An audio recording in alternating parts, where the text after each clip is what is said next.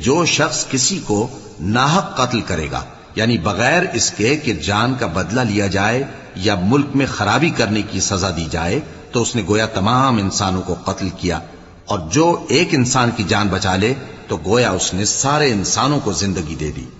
اور ان لوگوں کے پاس ہمارے پیغمبر روشن دلیلیں لا چکے،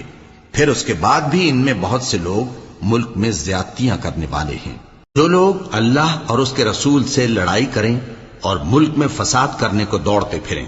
ان کی یہی سزا ہے کہ بری طرح قتل کر دیے جائیں یا سولی چڑھا دیے جائیں، یا ان کے ایک ایک طرف کے ہاتھ اور ایک ایک طرف کے پاؤں کاٹ دیے جائیں،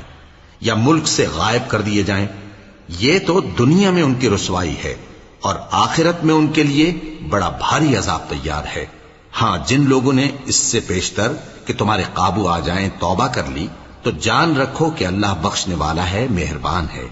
اے ایمان والو، اللہ سے ڈرتے رہو اور اس کا قرب تلاش کرتے رہو، اور اس کے رستے میں جہاد کرو تاکہ کامیاب ہو جاؤ۔